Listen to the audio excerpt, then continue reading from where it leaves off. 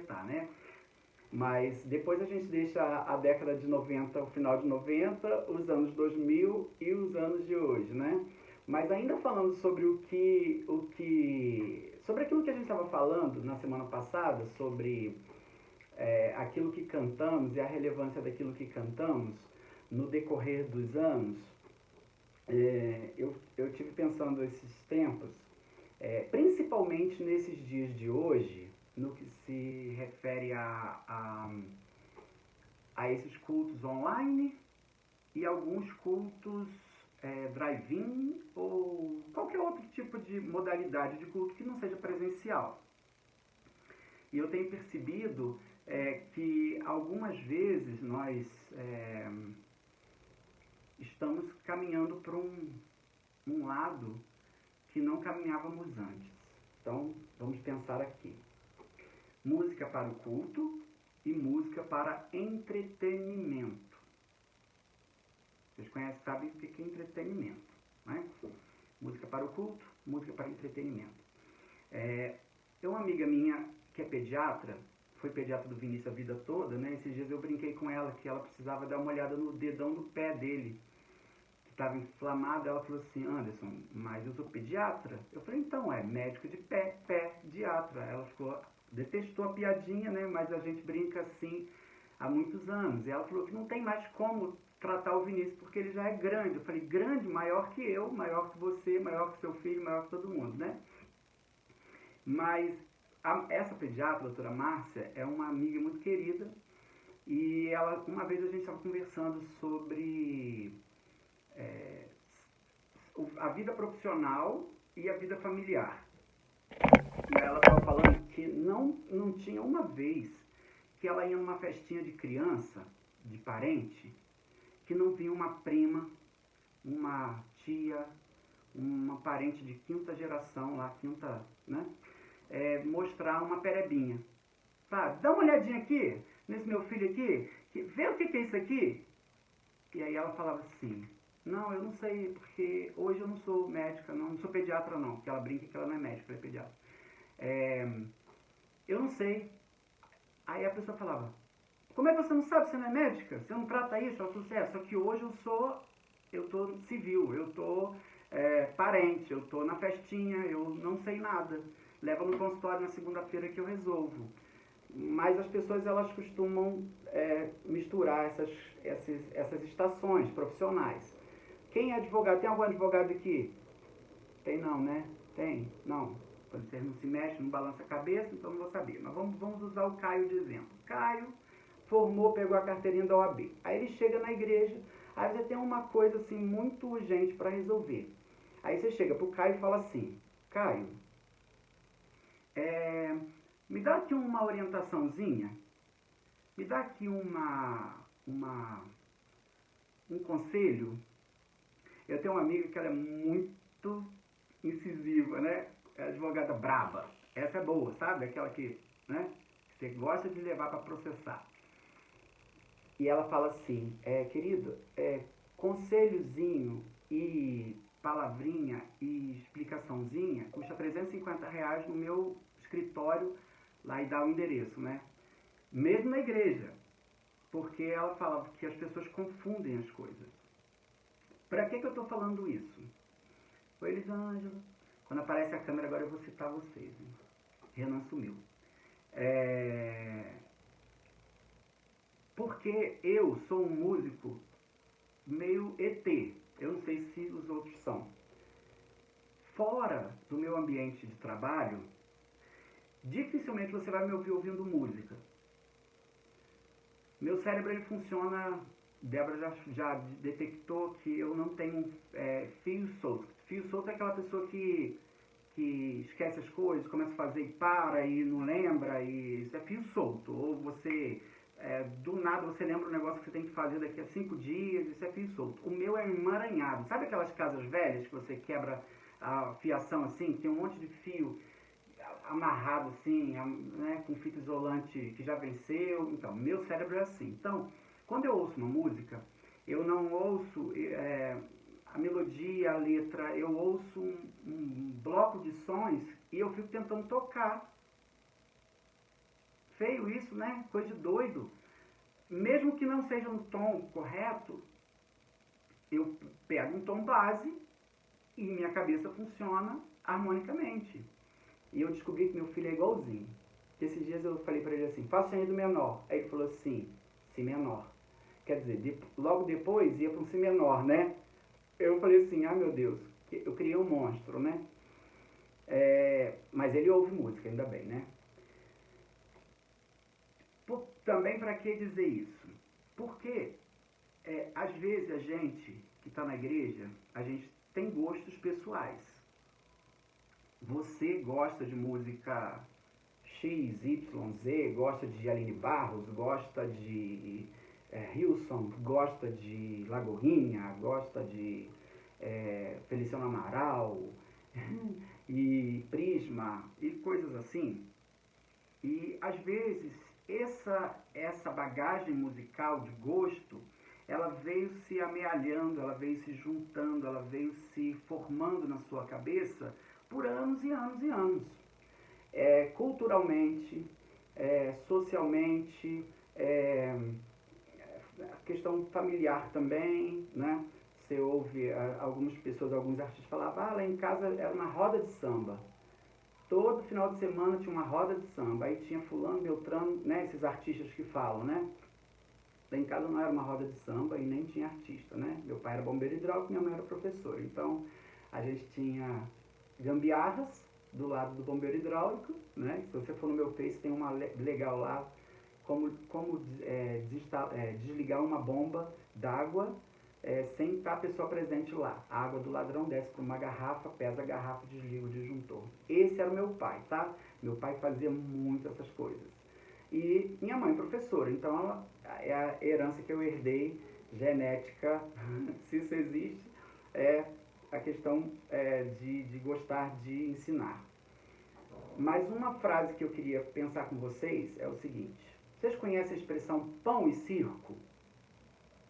Pão e circo é uma frase que você ouve quando você estuda história e quando você estuda a parte da história romana, que Roma era a civilização mais importante, né, do Ocidente e estava invadindo o Oriente e crescendo, e por ser uma capital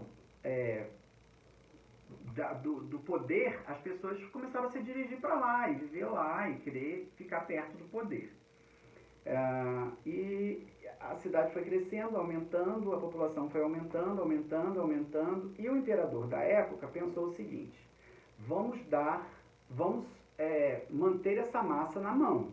Como é que você se controla uma massa humana? Você faz favores a ela, né? Se você comparar isso aí com os nossos políticos, eles não mudaram nada, né? Isso, nada.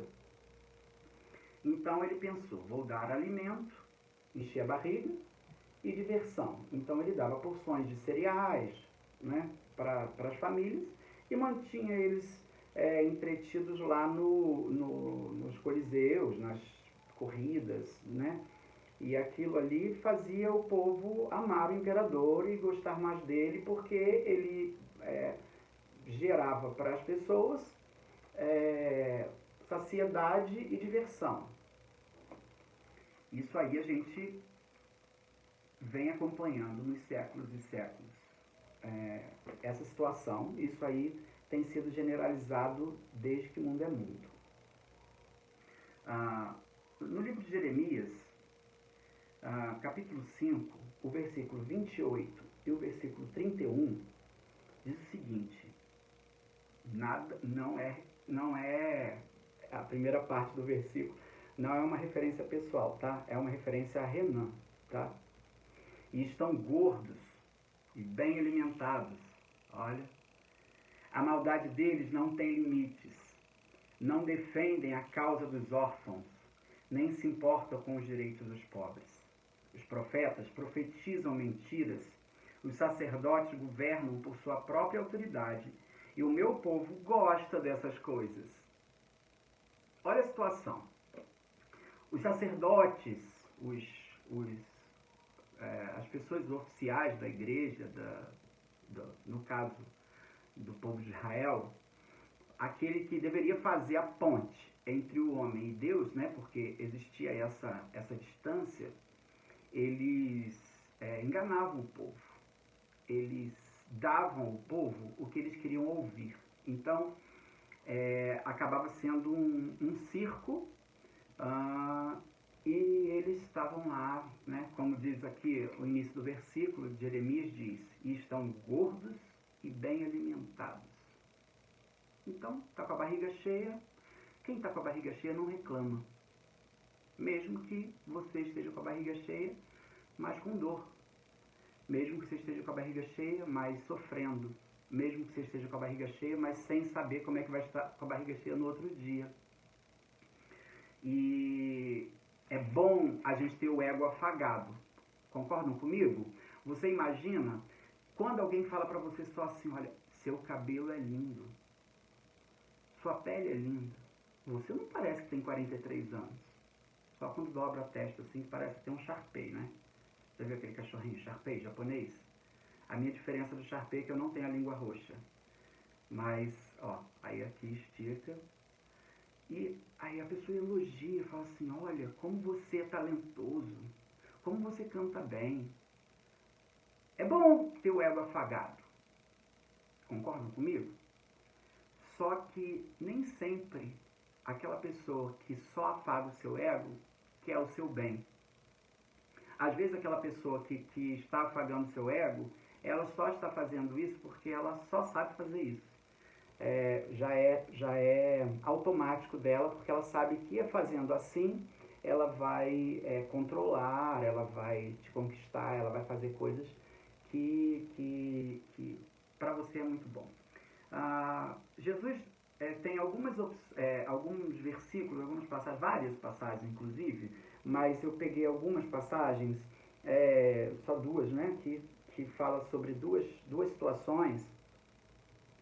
Em Lucas 11, 29, diz o seguinte, ajuntando-se a multidão, começou a dizer, maligna é essa geração, ela pede um sinal e não lhe será dado.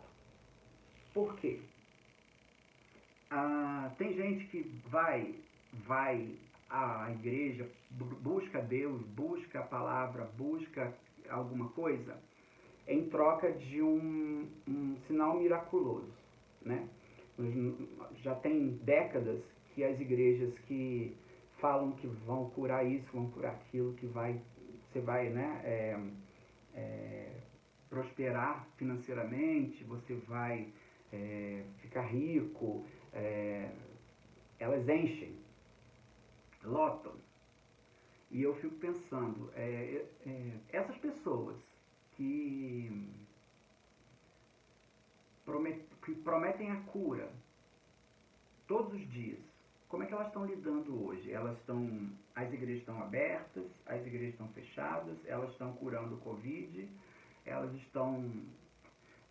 meu filho Vinícius, ele tem um primo de 4º grau. Eu não posso citar o nome dele, que eu vou publicar depois do vídeo, ele me processa depois. Mas vocês conhecem ele. Eu vou cantar uma musiquinha dele, vocês vão saber de quem se trata. Estou seguindo a Jesus Cristo. É primo do meu filho, gente. Acredita nisso? Aquele homem da televisão. E quando ele não está bem de saúde, alguém muito parecido com ele, com a entonação de voz muito parecida com ele, com os gestos e a roupa, vai pregar. E ele está sumido da TV.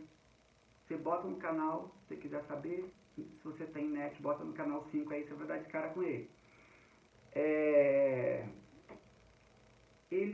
Na hora que ele está doente, ele some, porque ele vende a cura.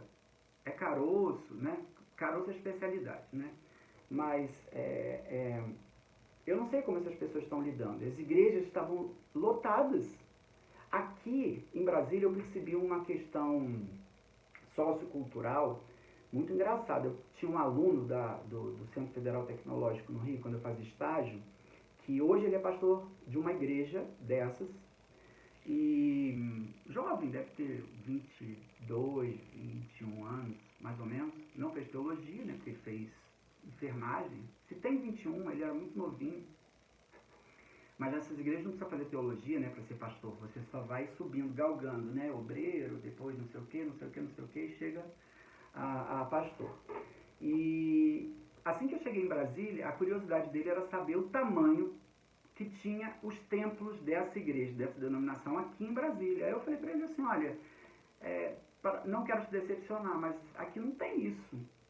As igrejas ainda estão naqueles cinemas antigos, aqueles galpões antigos, que no Rio começou assim, né? Eles compravam cinemas, compravam galpões e iam crescendo. E aí, no Rio, em São Paulo, tem megas catedrais gigantescas. Para você ter uma ideia, a Catedral de Nova Iguaçu tem um elevador de 8 andares. E a catedral é pré-fabricada, tá? Chega as peças, eles fazem assim, ó, e constroem um negócio. Vem umas carretas gigantescas, não sei de onde, surge do além, sai do buraco assim, ó. E no outro dia tem uma catedral lá. Aqui em Taguatinga vai ter uma, aqui bem pertinho de casa. Se você quiser conhecer, eu te levo lá. A única que eu conheço, né? E aqui a gente tem um templo bem grandão dessa denominação, ali no eixo, sei lá qual, aquele negócio lá. Bem bonito, buraco assim. Aí eu falei pra ele que não, que as pessoas aqui, elas não... eu usei uma expressão bem braba pra ele, né? Porque eu brigava muito com ele sobre isso, né? Sobre a manipulação das pessoas, dos fiéis, da fé dos fiéis. Eu falava pra ele assim, lá em Brasília ninguém cai nesses contos de vigário, não, essas lorotas aí não. As pessoas, elas não dão dinheiro pra qualquer um e de qualquer jeito, diferente aqui do Rio de Janeiro. Aí ele ficou ofendido, brigou comigo, mas eu falei pra ele que aqui realmente essas igrejas não cresciam. Porque às vezes as pessoas, elas... no Velho Testamento, Jeremias falava do povo que eles estavam dormindo lá, estão gordinhos, tá bem. Jesus, em Lucas, dizendo, falando da geração maligna, que só fica pedindo sinal, sinal, sinal. Em João 6,26, Jesus mesmo diz o seguinte, na verdade, vos digo, que me buscas não pelos sinais que vistes, mas porque comeste do pão e vos saciastes. Aquelas multidões sempre andavam atrás de Jesus porque eles sabiam que eles iam comer no final. Sabe crente que sabe que no final do culto tem um lanche? PG? Sabe que no final vai ter um lanche? E crente come, né? Porque não bebe, aí come. As pessoas, elas buscavam a Jesus porque sabiam que no final elas iam encher a barriga. Eu pergunto para vocês, essa pergunta primeira. Qual a diferença do que estamos fazendo nos nossos cultos com o que os romanos faziam? Nós estamos dando às pessoas pão e circo. Nós estamos dando diversão. Um boletim de uma igreja americana postou uma frase no lugar da pastoral, só a frase, e deixou a congregação pensar. E eu trago para a gente pensar essa frase. Um número demasiado de cristãos adoram o seu trabalho, levam a sério sua diversão e brincam com sua adoração. Vou repetir. Adoram seu trabalho, levam a sério a sua diversão e brincam com sua adoração. Quantas vezes? Hoje em dia não, que a gente está afastado do presencial, mas quantas vezes a gente chegou na igreja tão despreparados para o que a gente iria fazer, que eu tenho uma irmã da igreja aqui que ela falava que ela já viu pastores chegando antes da mensagem, né, do culto, aí fazia assim na Bíblia, ó. Aí, meus irmãos, hoje nós vamos falar sobre Amós, aí, entendeu? Assim, quantas vezes a gente fez alguma coisa despreparada na nossa adoração? As músicas que a gente canta, na semana passada a gente citou algumas e falou, né, da mudança, da questão de letra, de conteúdo, de... Aí eu pergunto para vocês, as músicas que nós cantamos, elas devem passar por um crivo, tá? E aí esse crivo, às vezes a gente que é ministro de música, pastor, é muito julgado pelo que a gente escolhe e o que a gente canta ou deixa de cantar. Tem gente que fala assim, Renan só canta as mesmas 4 músicas. Não, essa eu já cantei. Essa eu conheço, hein? Sei até as cifras de cor. Mas, hoje em dia tá muito difícil, gente. Sem brincadeira, tá muito difícil. Ontem eu estava no carro com o Vinícius, indo levá-lo a uma igreja, que aquilo para mim, primeiro que eu falei que quem não tem carro não chega lá, né? Um tal de Ípica Hall, da Comunidade das Nações. Assim, eu rodei Brasil inteiro para chegar lá, né? Não sabia chegar, fiquei rodando. E aí ele botou uma música, né, no Bluetooth do carro. E aí, a única coisa decente da letra, pior que eu ia acordá-lo agora para saber que música era, porque eu não lembro, né? Meu emaranhado de fios soltos não me permite lembrar. Mas a única frase decente da música era o refrão. E é bonito o refrão, sabe? Um refrão legal, sabe? Bom de cantar. Só que a letra toda, não tinha uma palavra, uma frase. Elas não tinham conexão, as frases. Elas não tinham assim... eu escrevi isso por isso, eu escrevi isso por isso, escrevi isso por isso. Elas não tinham conexão. E as palavras eram soltas. Num evangeliquez, evangeliquez, né? Nós falamos evangeliquez e nós queremos... E cuidado com o evangeliquez, sabe por quê? Quando a pessoa ela é nova convertida, ela entra na igreja. Aí ela levanta a mão, aceita Jesus. No outro dia você quer que ela saiba o mesmo idioma que você fala. Shekinah, né? Você quer que ela fale, ô varão, ô varoa. Não, batista não fala isso, né? Mas quer que use expressões que a gente usa há muito tempo, que é o evangeliquez, que é as expressões que a gente usa no nosso decorrer do... E essa música era um compêndio de evangeliquez, sabe? As frases eram todas baseadas em palavras que só crente, crescido na igreja, nascido na igreja, conhece, porque não dava para entender. E se eu criticar, eu sou o chato, que não gosta de nada. Então eu falei para ele assim, bonito refrão, né? Ouve de tudo, vê de tudo, consuma de tudo e retende o que é bom. A música que a gente canta, ela deve expressar uma verdade bíblica. Totalmente. A música que nós cantamos deve expressar doutrinas corretas.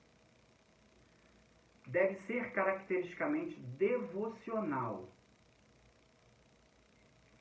Deve possuir boa forma literária. Deve ter um bom estilo musical.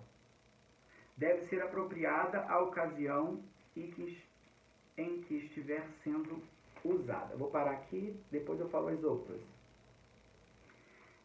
Até aqui, você consegue identificar, e aí hoje eu queria que você participasse, né? Você conhece alguma música, não que a gente cante, tá? Porque se a gente cantar, e Renan tá aprovando, depois é o pescoço dele que vai, né? Tipo assim, tem alguma heresia? Não, a gente canta a heresia lá, mas aí o Renan deixa. Você conhece alguma música que ela tem ou não vou dizer heresia, mas alguma coisa que fere até aqui essas características que nós falamos aqui. Olha só, vou ler novamente. Expressar uma verdade bíblica, doutrinas corretas, ser caracteristicamente devocional, possuir boa forma literária, deve ter um bom estilo musical e deve ser apropriada à ocasião que ela estiver sendo usada. Vou dar um exemplo aqui. Uma vez teve um culto de missões, isso eu ia falar 30 anos, né? Mas há 30 anos eu não era ministro de música, né? Mas há uns 20...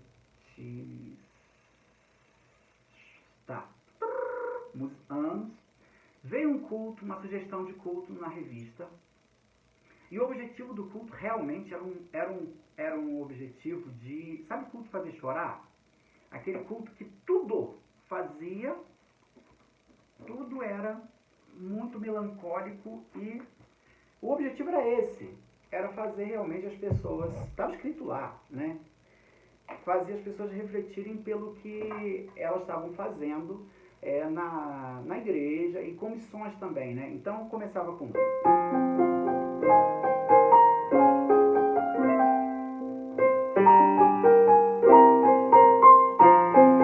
Estou vendo aí, 1 minuto, né? Todo mundo conhece isso, né? Perdoa-me, Senhor. Eu tô vendo por que esse negócio tava agudo aqui, porque eu mudei o piano de lado aqui. Tá? Aí começava com essa música. E tem uma outra que fala assim, ó. Vocês conhecem? Se sofrimentos eu causei, Senhor.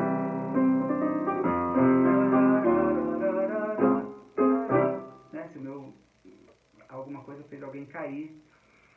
E no decorrer do culto, eu não era ministro de música ainda, seminarista, por mais que a igreja antigamente, há 50 anos atrás, valorizava, né, o seminarista já como um pré-pastor, um pré-ministro, um pré-educador, um pré-qualquer coisa. Nesse dia, eu estava dirigindo o culto e a gente fez tudinho direitinho, né? E assim, realmente estava quase chegando na hora da mensagem, o pastor sabia que nós iríamos...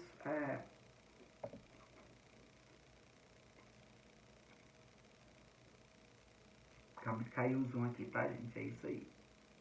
Então... Pai eterno, cadê a senha?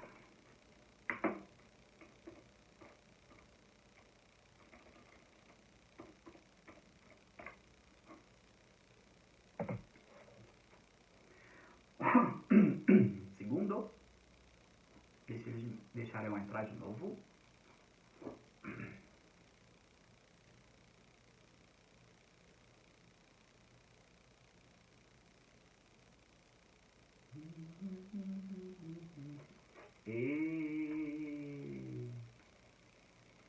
Me deixaram entrar. Cortaram a sua fala. Tipo assim, ó, acabou. Na aula de homilética, ficava uma criatura lá atrás com uma plaquinha avisando, né? 10 minutos, 5 minutos, aí 3, 2, 1, aí o professor já estava tirando ponto da gente, né? Mas o pastor já estava quase pregando, né? E estava tudo combinado, né? Que o tema, o que ele falaria era sobre isso. E aí o irmão foi lá na frente cantar um cântico. E aí ele falou para a igreja assim: vocês estão todos animados! Vamos animar esse negócio aqui! Aí Jeová, teu cavaleiro. Eu não sei o tom aqui, eu peguei qualquer tom, mas eu sei que é menor, né? E, gente, cantar Jeová teu cavaleiro, que cavalga para vencer, todos os teus inimigos cairão diante de ti. E aí daí para frente, começou com Jeová e depois foi emendando umas outras assim, bem, né? Eu olhei para cara do pastor assim e falei: e agora? Aí ele falou assim: E agora? E agora? Não sei. Tipo assim, você que é ministro de música, se vira aí.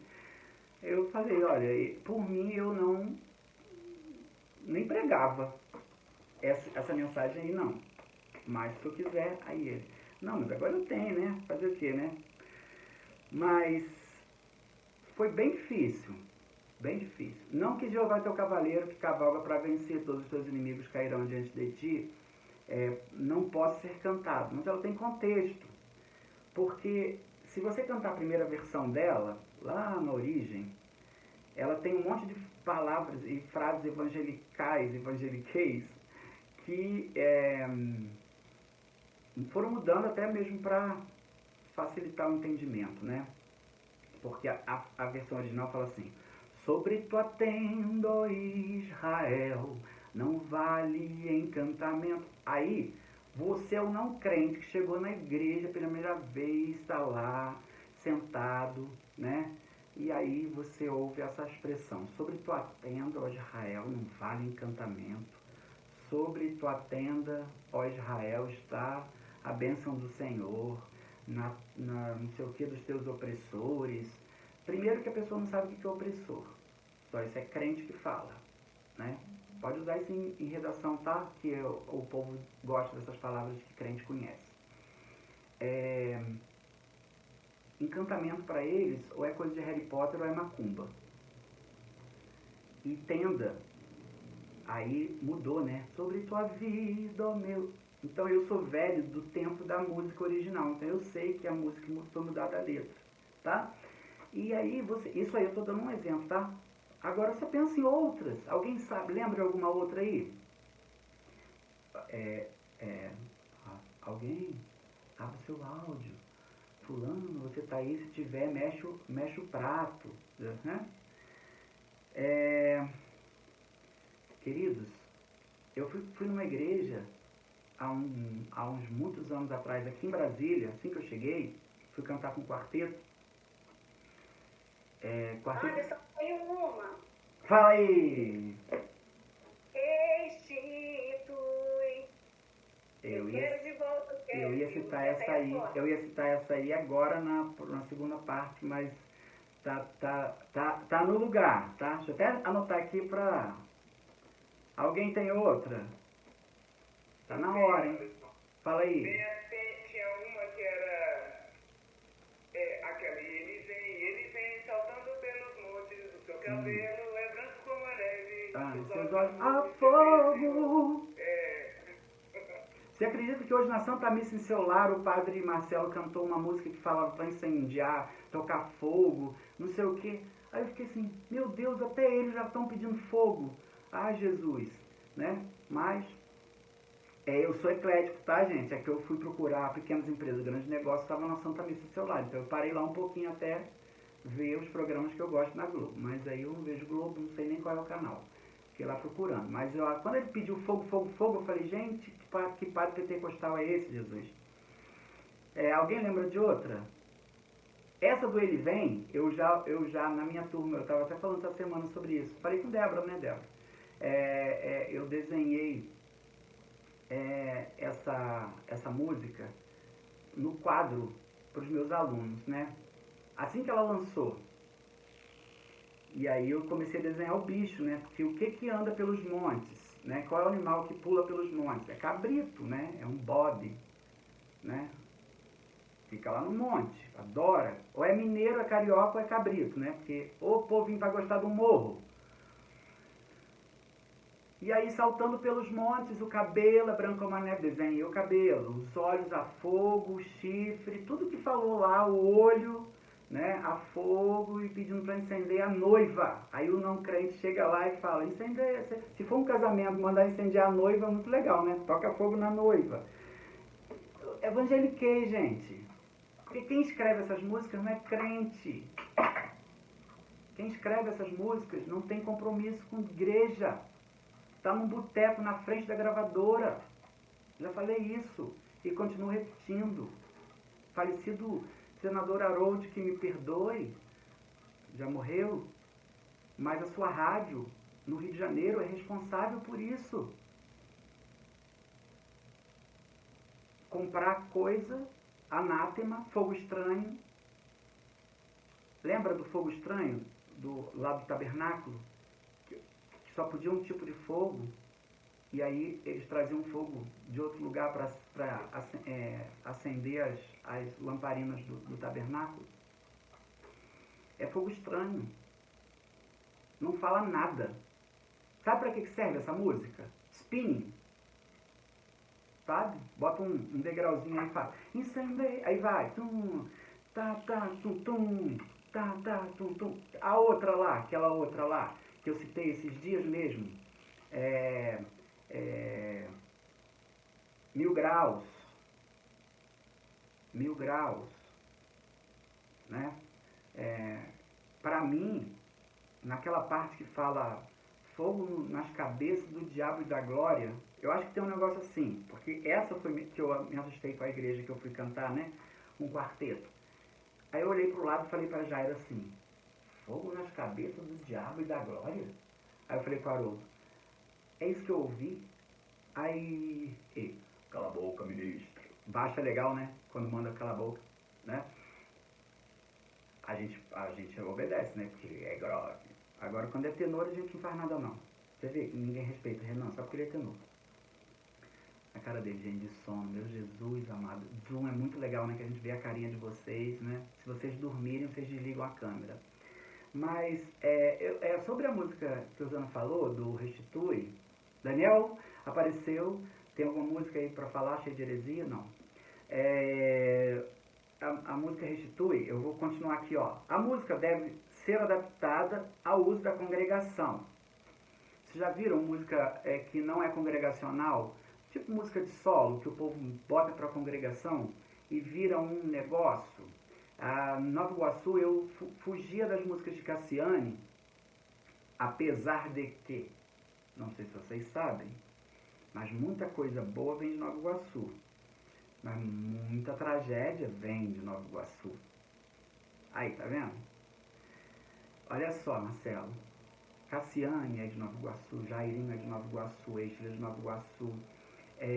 Apacentar é de Nova Iguaçu.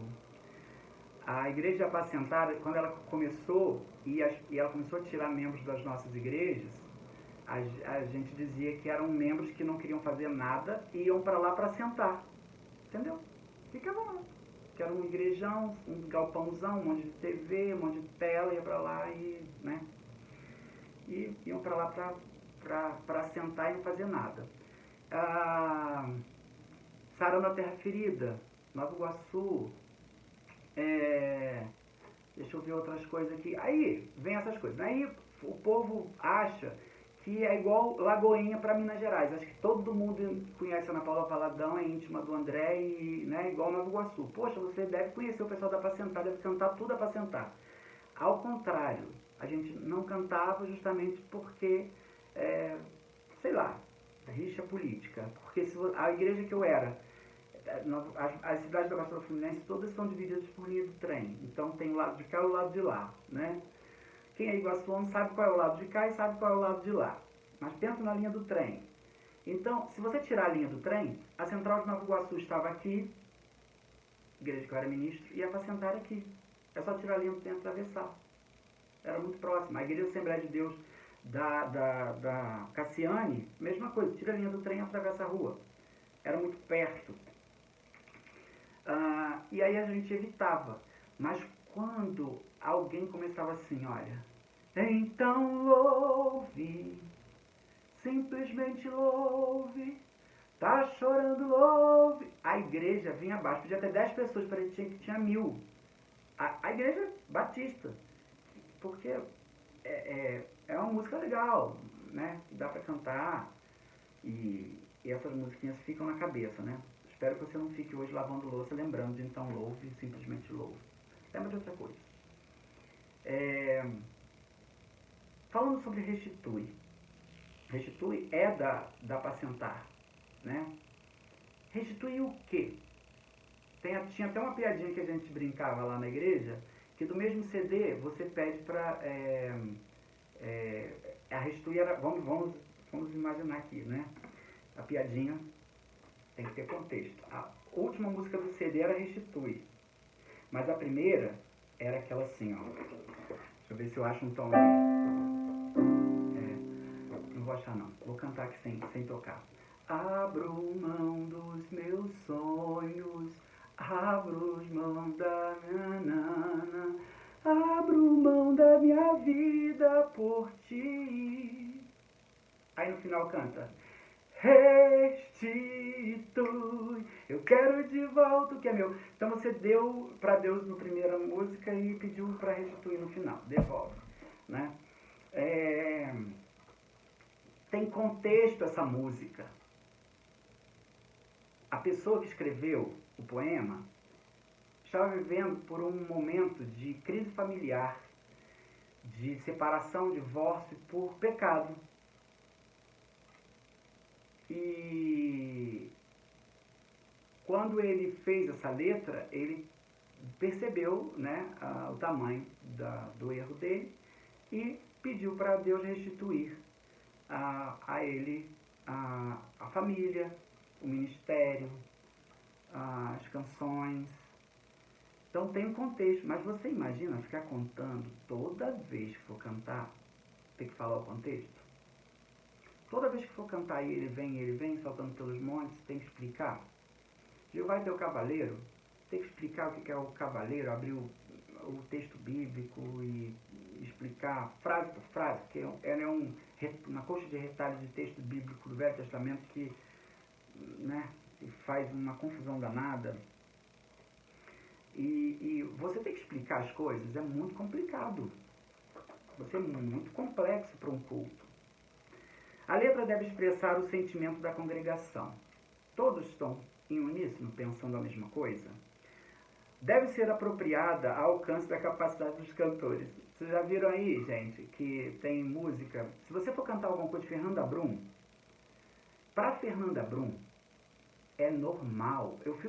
Sinceramente, eu como músico, eu admiro muito a Fernanda Brum pelo seu timbre, porque quando você ouve Fernanda Brum cantar, parece que o troço é normal. Mas quando você vai tocar e ver as notas que são cantadas, ou alguém vai pedir para cantar alguma coisa dela, é gravíssimo. É um negócio boi. E para ela é normal. Soa normal. E às vezes a pessoa pega o tom original lá no Cifra Clube, porque não se preparou, porque cuida mais do trabalho, do lazer, e aí pega uma cifra lá no Cifra Clube, vai tocar um negócio no tom original e fica lá fazendo o povo mugir, igual a Fernanda Brum cantaria, né? Mas só que lá embaixo. Ou esganiçando lá igual outro cantor qualquer.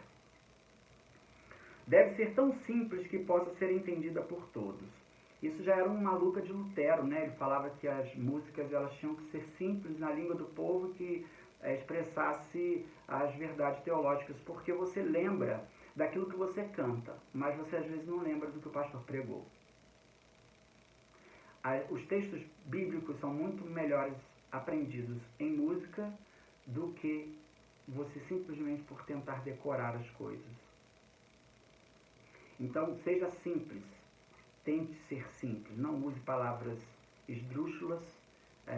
Até os hinos do cantor cristão, né, tinham umas coisas assim que para a época que foi escrito provavelmente devia ser palavra corrente, mas para nós são palavras que ninguém sabe o que significa. Então, só para a gente encerrar, eu deixo umas frases para vocês. O que fazemos no culto não é para nos agradar. Não estamos num teatro, não estamos num circo e não estamos num palco. Apesar de alguns chamarem o altar de palco. Gosto pessoal não pode suplantar o gosto coletivo. Aí você vai falar, Anderson, você está falando que o culto não é para a pessoa, por que você vai falar de gosto coletivo? Porque a gente tem que gostar daquilo que a gente está fazendo, porque a gente tem que fazer bem feito, é para Deus. Então não adianta você fazer um negócio que ninguém gosta, simplesmente porque é seu gosto pessoal. Você tem que sempre lembrar, quando você estiver cantando ou escolhendo uma canção, ou pensando em alguma coisa, analisando a letra, você tem que pensar, o culto é para quem? O culto é para mim? Será que Deus ele vai se agradar disso que a congregação vai cantar para mim? Para ele, né? Até onde o nosso gosto pessoal afeta o nosso culto?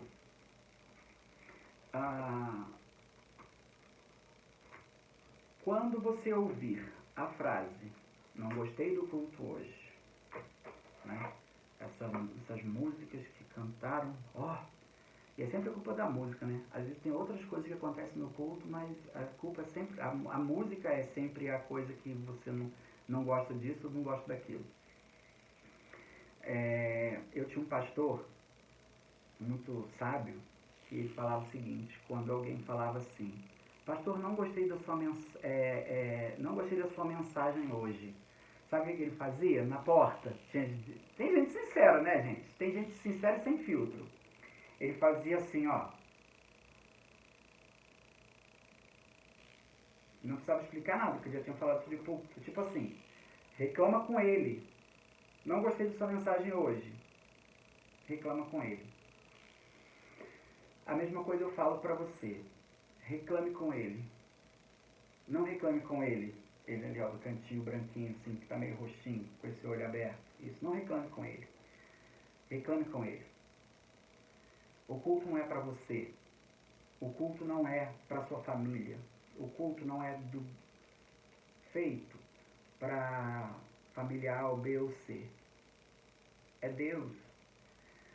Uma vez nós estávamos numa discussão muito grande no grupo dos músicos sobre uma coisa que vocês podem até pensar, tá? Eu não vou falar essa polêmica aqui para você me responder agora. Mas a polêmica durou muitos dias. Muitos dias. Toda hora que alguém pensava, eles voltavam ao assunto.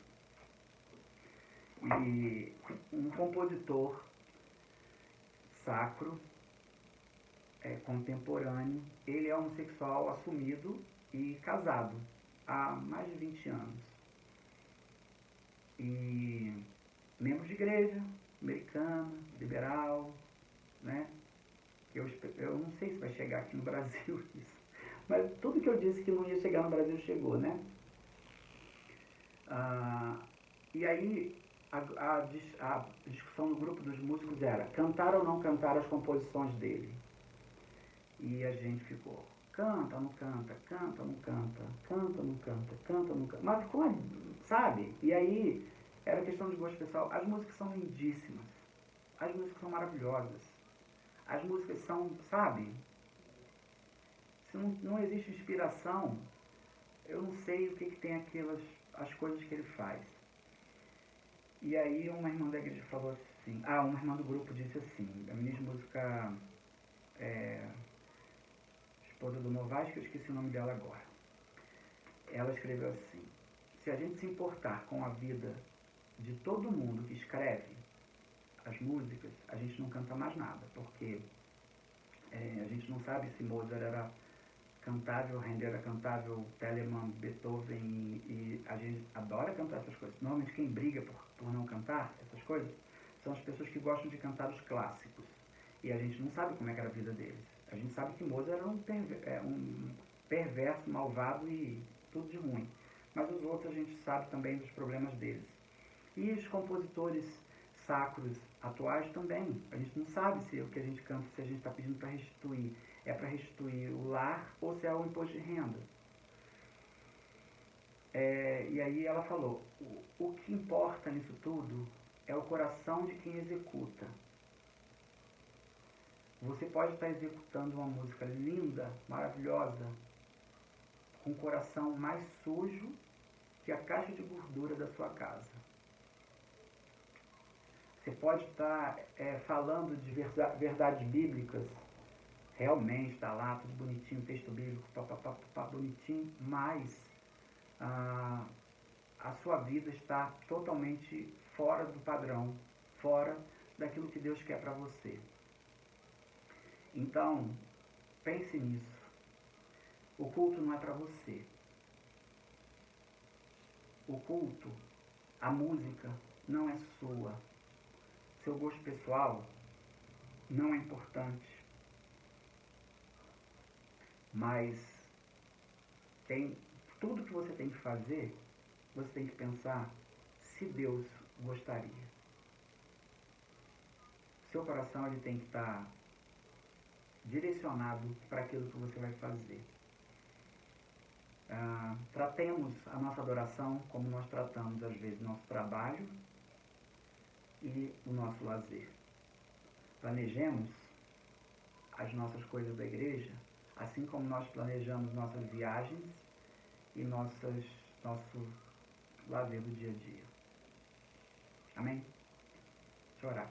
Senhor, muito obrigado mais uma vez, ó Pai, pela oportunidade que eu tenho de falar com esses irmãos. Eu sei que me delonguei, falei demais, mas, ó Pai, Tu conheces o meu coração. Tu sabes, ó Pai, aquilo que vai na minha alma nesses dias, nesse tempo. E nós sabemos, ó Pai, que aquilo que nós falamos sempre, primeiro tem que servir a nós, tem que fazer a mudança em nós.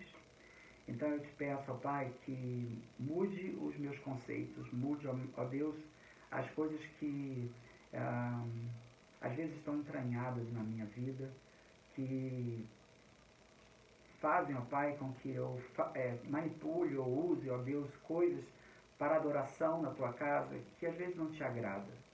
Ó Deus, então, fale primeiro ao meu coração e fale ao coração dos meus irmãos que estão me ouvindo. Ó Deus, muito obrigado por esta igreja, por esse tempo, ó Deus, e pela vida do Renan, a instrumentalidade dele na minha vida, o cuidado dele, ó Deus, pastoral, ó Deus, na minha vida, e que o Senhor esteja dando a ele, ó Deus, muito além daquilo que ele pede ou pensa. E, ó Deus, a cada um, ó Deus, deste ministério. Obrigado pela vida do pastor Washington, pela acolhida dele, ó Deus, também na minha vida, na minha família. Ó Deus, obrigado por este dia, que o Senhor esteja abençoando cada família, cada lar aqui. E que cada momento de adoração, ó Deus, que nós venhamos a fazer, seja pensado, ó Deus, seja consciente. Assim como eu falei com uma aluna essa semana, que todos os nossos movimentos musicais têm que ser conscientes. Então, aquilo que nós cantamos tem que servir para a nossa vida primeiro. E nós pedimos isso tudo em nome de Jesus. Amém.